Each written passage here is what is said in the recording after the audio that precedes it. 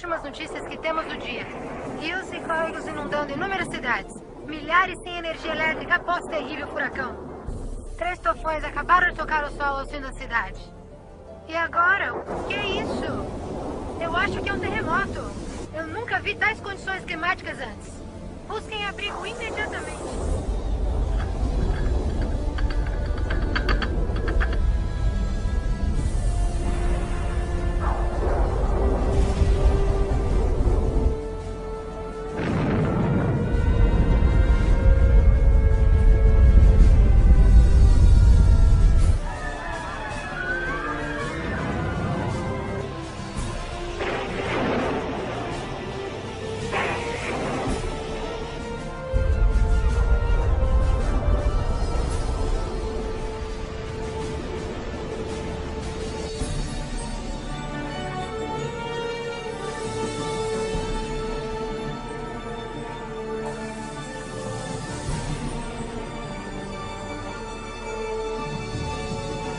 Olha, mamãe, nós fazemos.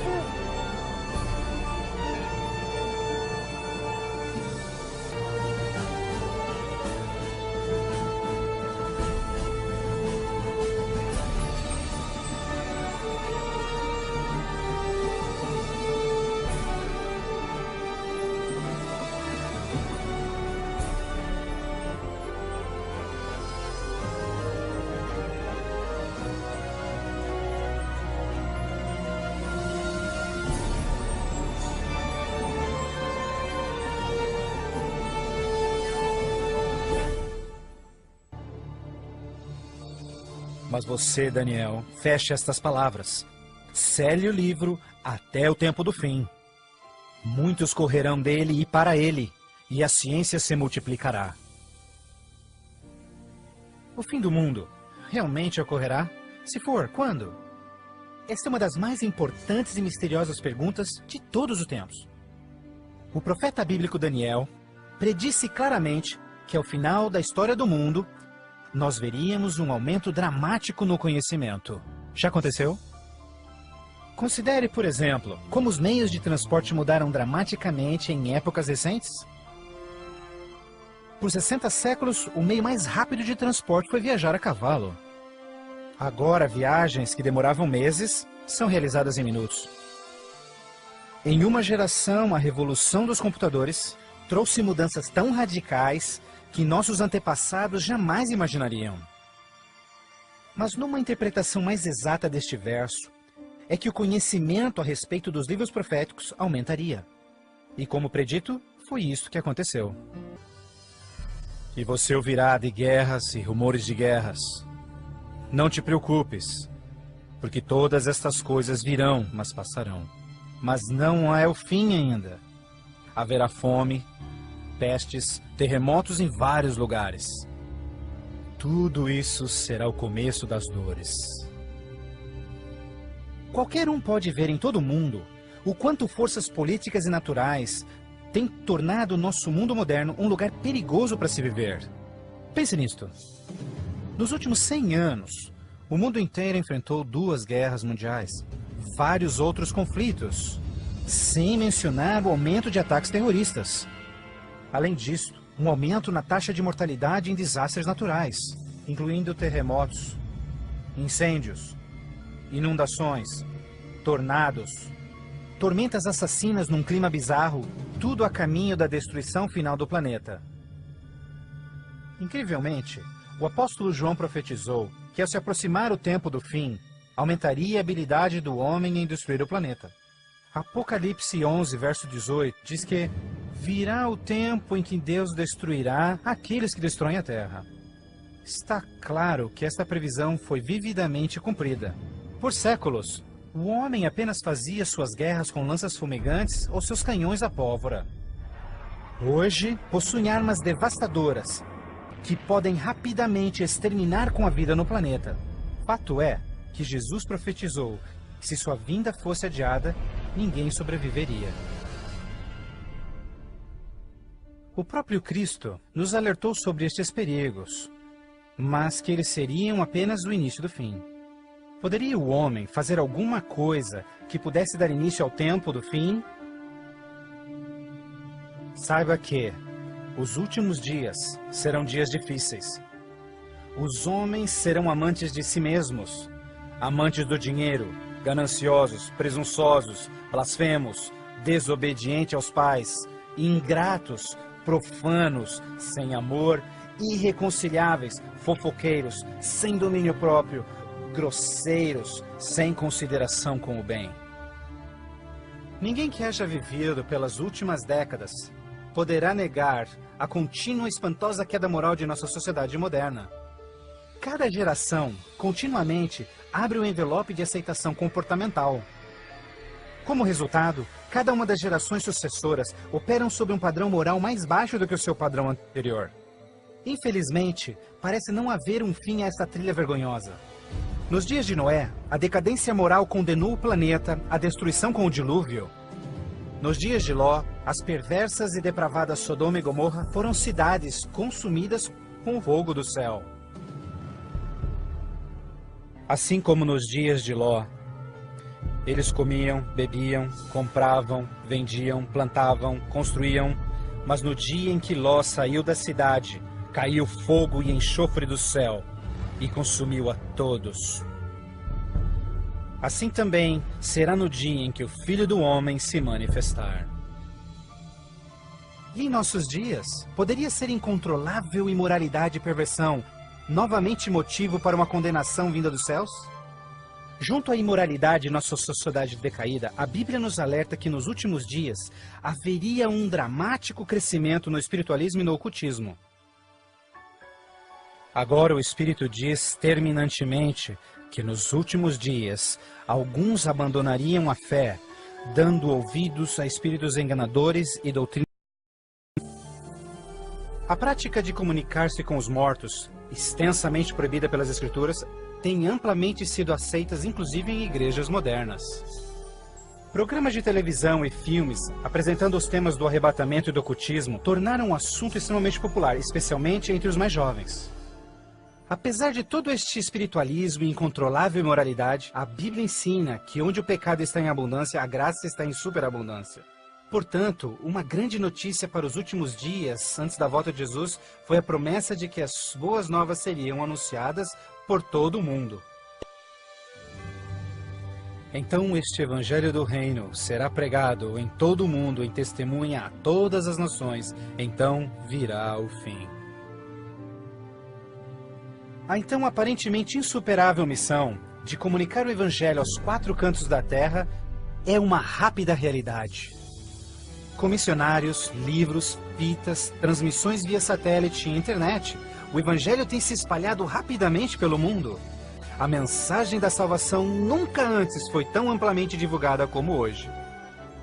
A Bíblia revela que estamos vivendo, obviamente, nos últimos dias. O aumento da ciência, instabilidade global, declínio moral, um explosivo interesse pelo ocultismo, todos testificam o tempo do fim. Os sinais do fim estão claramente se cumprindo, mas ainda mais, a Bíblia também nos alerta que entre as forças do bem e do mal, em última instância levarão o mundo ao conflito do Armagedon.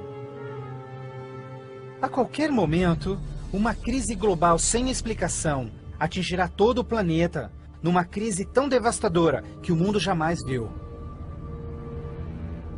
Haverá então grande tribulação, como jamais se viu anteriormente, nem jamais haverá.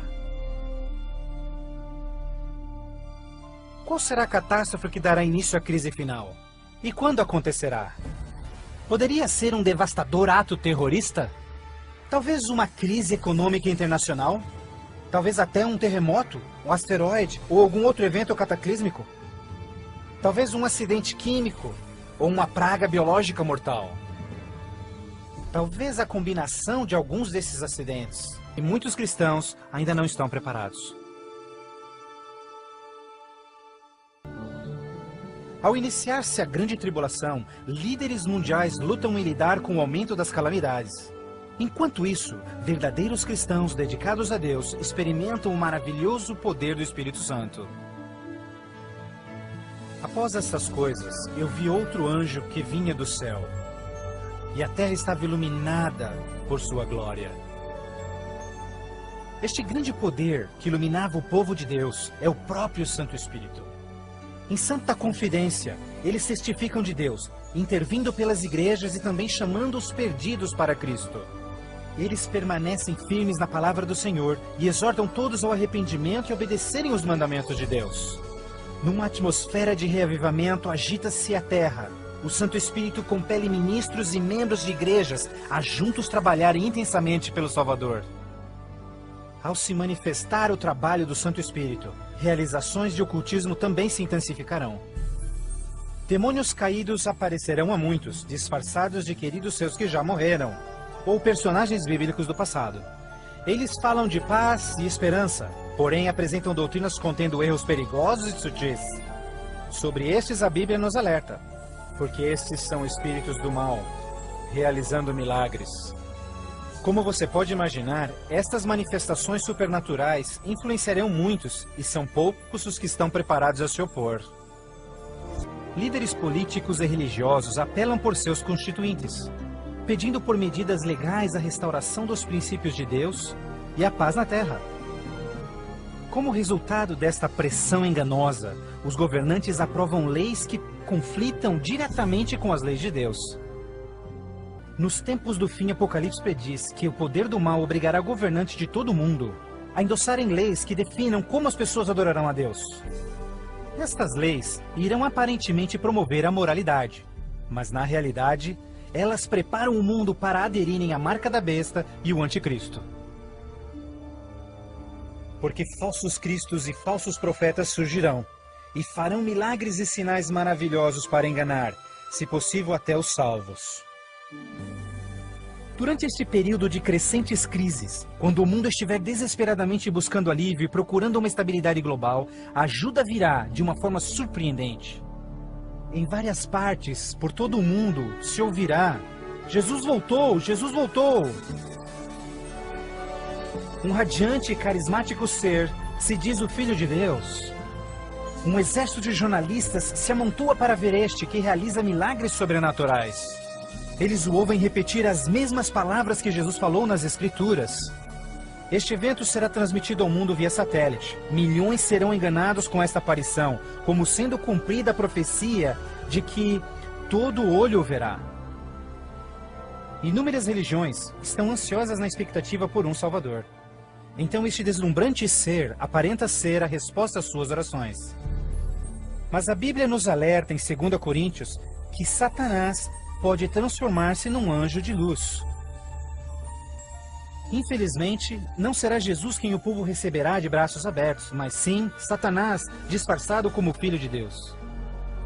Fazendo isso, o mal será capaz de unir o povo em todo o mundo e reconfirmar seu falso sistema de adoração.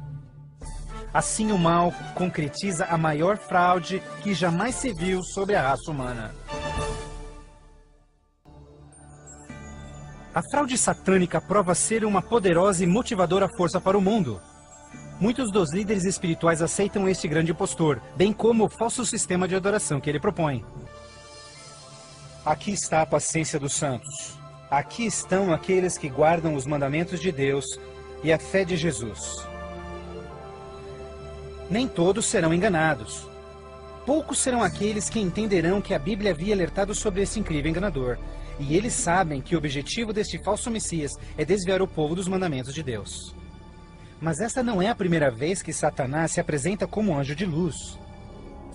Quando Jesus foi tentado no deserto, Satanás apareceu a ele disfarçado como glorioso mensageiro de Deus.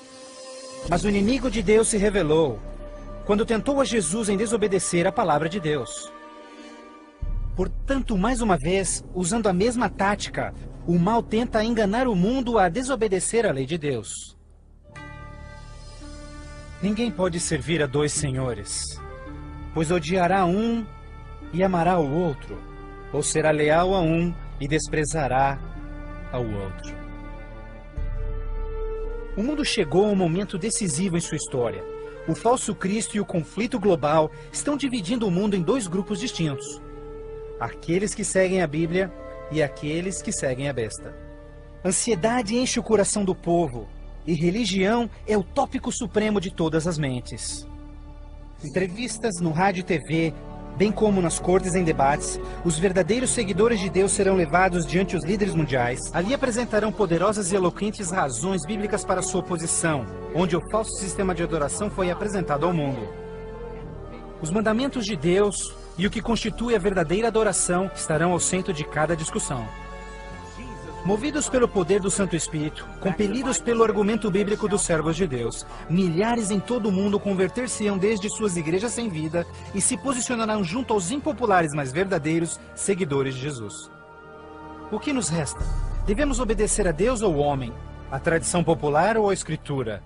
Dividindo assim o mundo inteiro em dois grupos. De um lado, aqueles que receberam o selo de Deus. E do outro lado, aqueles que receberam o sinal da besta. Aquele que é injusto, siga sendo injusto. Aquele que é sujo, que siga sendo sujo. Aquele que é justo, que siga sendo justo. E aquele que é santo, que siga sendo santo. Este texto de Apocalipse antecede o próximo evento em que todo homem, mulher e criança fará sua final decisão, a favor ou contra Cristo. Ao lado de Deus estão aqueles que em fé observaram sua palavra, mesmo diante oposição. No outro lado, aqueles que escolheram a religião de tradições humanas. Assim como as portas da Arca de Noé fecharam-se instantes antes do dilúvio, a porta da graça será finalmente fechada para o mundo, e a graça de Deus não estará mais disponível para os perdidos. A segunda vinda de Cristo é iminente, mas primeiro, o mundo terá de atravessar as mais devastadoras pragas que jamais sobrevieram sobre a humanidade.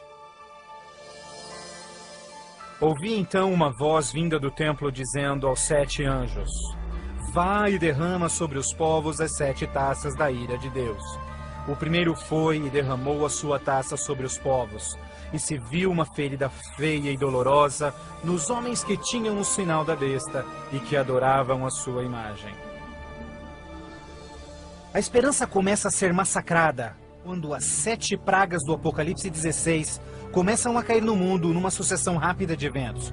Estes serão os mais horríveis flagelos jamais vistos pelo homem. A primeira praga será extremamente dolorosa e provocará desmaios e agonizante sofrimento aos perdidos. Mais 6 devastadoras pragas rapidamente virão. O mar e os rios se tornarão em sangue. O sol terá tal força que provocará queimaduras com sua intensidade. De tal forma, praga após praga virão. O terror reinará, tornando o mundo inteiro prisioneiros do pânico. Durante este período, alguns dos salvos encontrarão abrigo em locais isolados e remotos, onde serão protegidos e mantidos por anjos do Senhor. Outros lançados em prisões, embora aparentemente abandonados pelo homem, não foram esquecidos por Deus. Os fiéis de Deus estarão protegidos das pragas, da mesma forma como os filhos de Israel foram preservados durante as pragas que caíram no Egito. Neste momento, os salvos passam por um momento de angústia em suas almas. O principal pensamento em suas mentes: estamos em paz com Deus? Finalmente, encontram paz em suas consciências confiando nas promessas de Deus. Assim sendo, o dragão irou-se com a mulher e foi ao seu encontro para guerrear com os demais filhos dela, aqueles que guardam os mandamentos de Deus e têm o testemunho de Jesus Cristo. Persuadidos pelo falso Cristo, os miseráveis perdidos têm como única esperança para alívio das devastadoras pragas a eliminação daqueles que se opõem a eles. Então a decisão é tomada para caçar e exterminar em apenas um dia o povo de Deus que teimosamente apegou-se às Escrituras. Assim sendo, o campo de batalha espiritual tem aqueles que seguem as tradições humanas e adoram a besta contra aqueles que amam a Jesus e obedecem os seus mandamentos. Esta é a batalha final do Armagedon, o mundo perverso que chegou finalmente ao limite da paciência de Deus. E finalmente o momento em que Deus entra em cena para resgatar os seus filhos fiéis.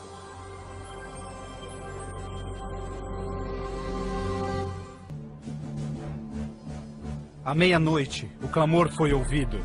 Aí vem o noivo. Na mais escura hora, a mais esperada esperança de todas as eras torna-se realidade. O comando da voz do próprio Deus é ouvido. Está cumprido! Aquela voz de trovão chacoalha os céus. Um imenso terremoto anuncia a aproximação do poderoso exército dos céus. Os filhos de Deus, há pouco sem cor e cansados, agora envoltos por um arco-íris, resplandecem diante de seus opressores. Suas faces brilham ao contemplarem seu Redentor e o vasto exército de anjos que vieram para levá-los para casa. Atentem, porque ele está vindo nas nuvens do céu, e todo olho o verá, inclusive os que lhe transpassaram, e todos os povos da terra chorarão por sua causa. Como você já sabe, este não será um momento de êxtase secreto. Todas as pessoas do planeta testemunharão este maravilhoso evento, e muitos estarão aterrorizados. Os ímpios fugirão desesperadamente para rochas e cavernas, tentando em vão esconder-se do santo rei que se aproxima. E como Jesus prometeu, os homens maus responsáveis por seu julgamento e crucifixão serão ressuscitados para presenciarem seu retorno nas nuvens do céu. Porque o Senhor, o próprio Deus, descerá dos céus, e como trovão, e com a voz do arcanjo, com o som de trombetas de Deus, os mortos em Cristo serão primeiramente ressuscitados. Um grandioso som de trombetas é ouvido pelos céus, e a poderosa voz de Deus chamará os santos que dormem no Senhor desde todas as épocas, dizendo: Despertem, despertem, despertem vós que no pó da terra dormem, levantem-se. Por toda a extensão do planeta, um exército de santos se erguerá do pó da terra. Despertarão cheios de juventude, glorificados e revestidos de imortalidade, sem nenhum traço de enfermidades ou defeitos. E aqueles que ficarem vivos nestes momentos finais serão também transformados. Num instante, receberão um novo corpo imortal. Os ímpios contemplarão em angústia todos estes incríveis sinais. Então nós, os que estivermos vivos, seremos todos levados junto deles nas nuvens para encontrarmos com o Senhor nos céus. E ali nós viveremos para sempre com o Senhor. Com o mundo inteiro em convulsão, os gemidos voarão alto e serão erguidos acima da destruição. Eles voarão para a felicidade com o Senhor, junto às nuvens de anjos. Nem dor, nem pecado, nem tristeza jamais haverá. O véu que os separava de seu Deus é para sempre removido, e contemplam agora o seu Deus e seus anjos face a face. E naquele dia, o dia da destruição de Deus, será de uma extremidade da terra a outra, e não haverá nem pranto, nem ajuntamento, nem funerais. Eles serão todos como lixo sobre toda a terra. Aos que ficarem para trás, o caos reinará no planeta. Entre os furacões, os gemidos de demônios, os terremotos, oceanos ferventes, ilhas submersas. Densas e escuras nuvens despejam tempestades gigantescas de granizo. Os ímpios que sobreviverem a essas catástrofes, em breve serão destruídos pela presença da glória de Deus. Seus corpos espalhados pela terra despojada pelos eventos finais. Então, pela primeira vez desde a fundação da Terra, o planeta está completamente abandonado e sem vida. Apenas Satanás e seus anjos caídos restarão como resultado de sua rebelião.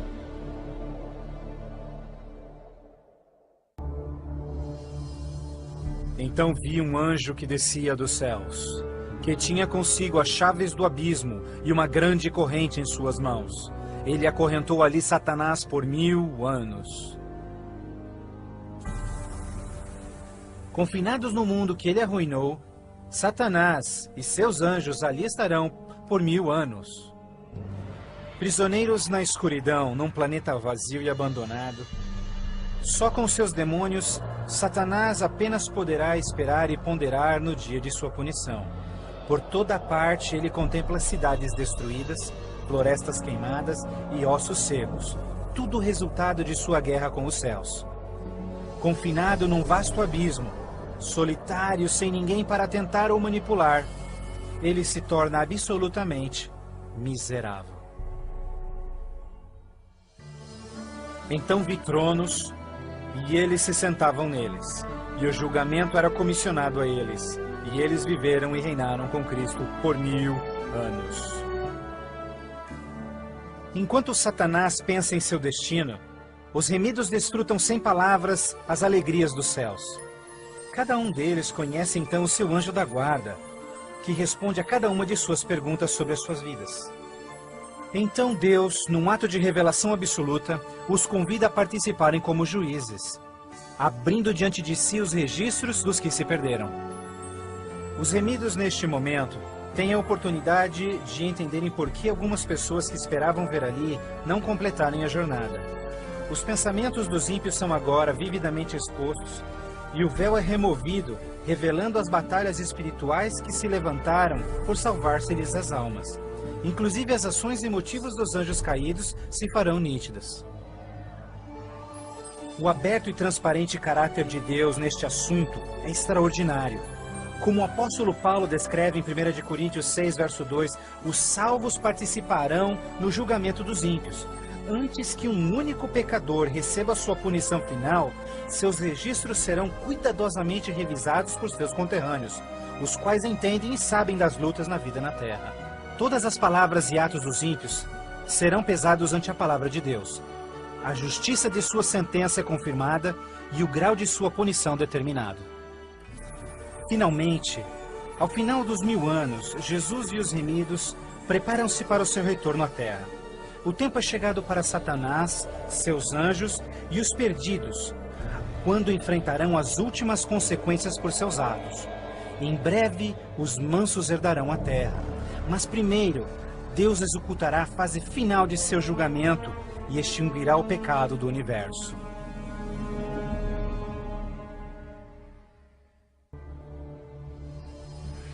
Então eu, João, vi a cidade santa, a nova Jerusalém, descendo dos céus desde a presença de Deus, vestida como uma noiva, adornada para o seu esposo. Após os 1000 anos sabáticos no céu, Cristo e os remidos, com a nova Jerusalém, voltam à terra. Ao se aproximar a cidade do planeta desolado, Jesus comanda que os ímpios voltem à vida desde o pó da terra. Ao seu comando, os ímpios de todas as épocas e lugares ressuscitam, da mesma forma como morreram, e ali estão diante de Deus. Ao Jesus descer, seus pés tocam o Monte das Oliveiras.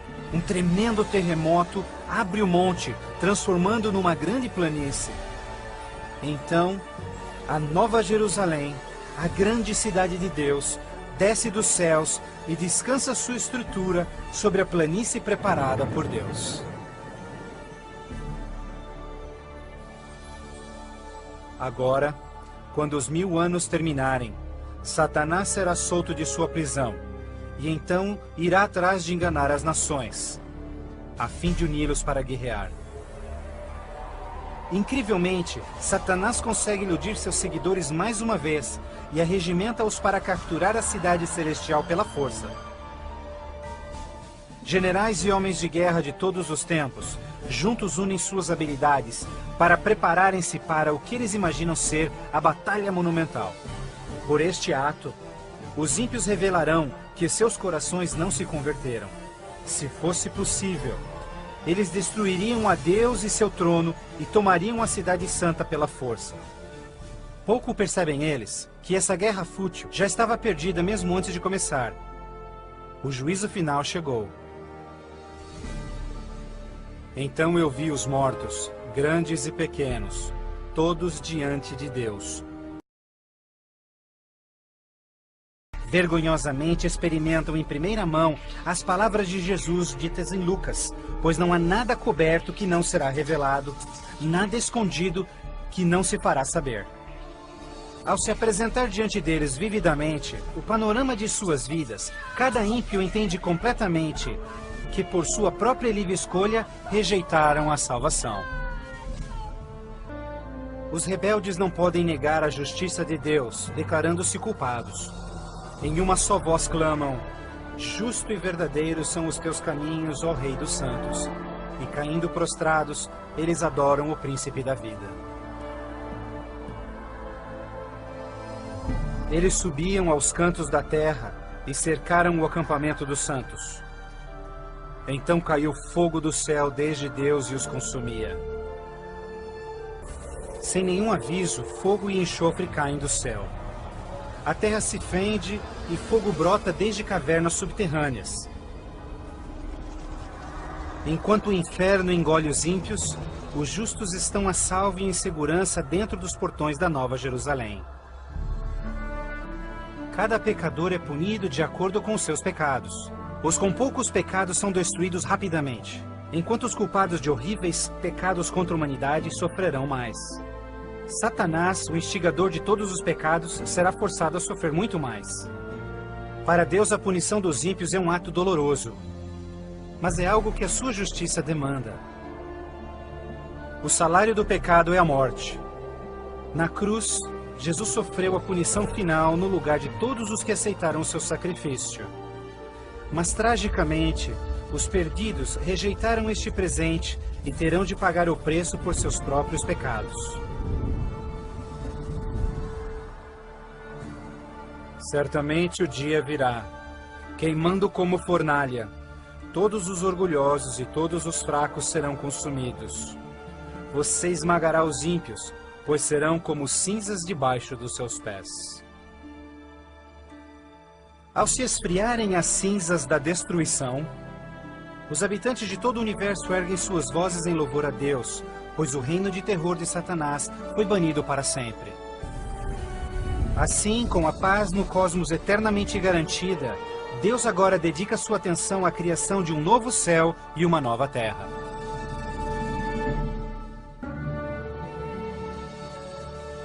Vejo então um novo céu e nova terra, pois o primeiro céu e a primeira terra já passaram. Após a purificação da terra com fogo, o Senhor retoma seu miraculoso e maravilhoso ato de recriação. E pelo poder de sua palavra, a terra é restaurada à forma de seu lindo Éden. Ao seu comando, um lindo e verdejante carpete de grama cobre o planeta. Outro comando, terra e água voltam à vida. Incontáveis, complexos e magnificentes criaturas de todas as espécies pacificamente exploram um novo paraíso. A vigorizante atmosfera é pura e doce. A Terra torna-se uma grande vitrine de criativa genialidade. E Deus enxugará as lágrimas de todos os olhos. E não haverá mais morte, nem sofrimento, nem pranto. Não haverá mais morte, pois as primeiras coisas são passadas. A segurança do universo está garantida. Com a Nova Jerusalém como sua capital, todas as criaturas regozijam-se no amor do domínio de Deus. Aqueles que foram resgatados da destruição eterna compartilham uma especial união com seu Criador, o que nenhum outro ser celestial poderia apreciar. Embora pecado e pecador foram para sempre destruídos, um traço desta grande rebelião ainda permanece. O que aconteceu com essas mãos? Essas são as marcas nas mãos, nos pés e no lado de Jesus. Ao passarem-se os dias inesquecíveis da eternidade, todas as memórias tristes e dolorosas se dissipam na glória brilhante e esplendorosa dos céus. Não mais atrelados a uma vida passageira, os imortais filhos de Deus são agora livres para alcançarem suas mais amplas ambições. Com ilimitada capacidade de absorver mais e mais conhecimento, revigoram as suas mentes. Sem barreiras, seus limites não mais os prendem à terra. Os remidos são agora livres para explorarem as maravilhosas obras de Deus em todo o universo. O céu é um lugar de perfeita paz e harmonia, onde o amor por Deus e pelos outros preenche todos os corações. A Bíblia promete que este reino pode ser seu eterno lar. Jesus deu-se em sacrifício na cruz para oferecer-te perdão e vitória sobre o pecado. Mais que qualquer coisa, Jesus quer que você viva com Ele neste novo lar. Se bem que Ele desesperadamente quer te salvar, Ele não pode forçá-la em aceitar este presente. Você deve aceitá-lo por si mesmo. Por que não aceitá-lo hoje? Peça-lhe agora e ele entrará em seu coração.